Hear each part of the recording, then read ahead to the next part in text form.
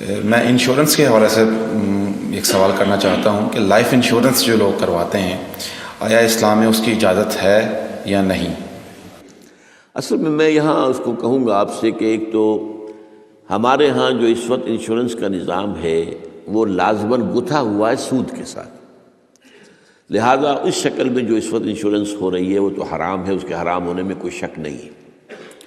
البتہ یہاں پر pure insurance کی بات اگر کی جائے جس کے اندر کہ کوئی سودی معاملہ نہ ہو، کیونکہ وہ پھر انویسٹ کرتے ہیں اور اس کا بھی پھر وہ جو ہے وہ نفع دیتے ہیں، وہ سب کچھ ہے، وہ سارا معاملہ ہے۔ اسی لیے جس نے کوئی بڑا بینک بنایا اس نے 7 انشورنس کمپنی بنا لی،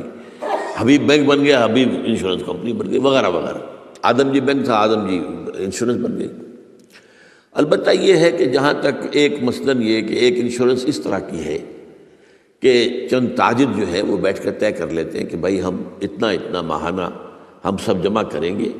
تاکہ ہم میں سے اگر کسی کو بڑا لاس ایک دم ہو جائے تو ہم اس کو کمپنسیٹ کر کے اپنے پاؤں پہ کھڑا کر دیں، تو اس کو کوئی حرام نہیں کہہ سکتا، جائز ہے۔ یہ تو ایک کوآپریشن ہے، کوآپریٹیو ایک آپ نے بنا لی ہے، اس کوآپریشن کے حوالے سے اس کو کون حرام کہے گا؟ یہ لائف انشورنس کا معاملہ جو ہے اس میں آ جاتا ہے ایک چانس اس نوعیت کا کہ آپ نے انشورنس کرائی ہے، 10 لاکھ کی انشورنس لی ہے، آپ نے ابھی 2-3 پریمیمز ان کے دیے ہیں کہ آپ کا حادثہ کے اندر انتقال ہو گیا، اب اتنے پیسے آپ کو مل جائیں گے۔ یہ آپ نے how did you earn it? تو شریعت کے جو بھی جائز ذرائع ہیں ارننگ کے، ان میں کسی میں یہ فال نہیں کرتا۔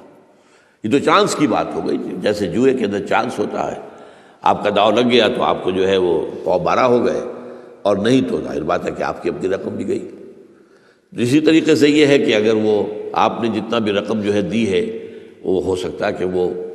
آپ بالکل ٹھیک ٹھاک اس وقت تک رہیں۔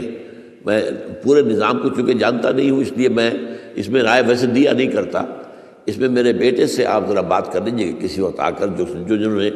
PhD کے کورسز مکمل کیے ہوئے ہیں اسلامک اکنامکس میں، آتے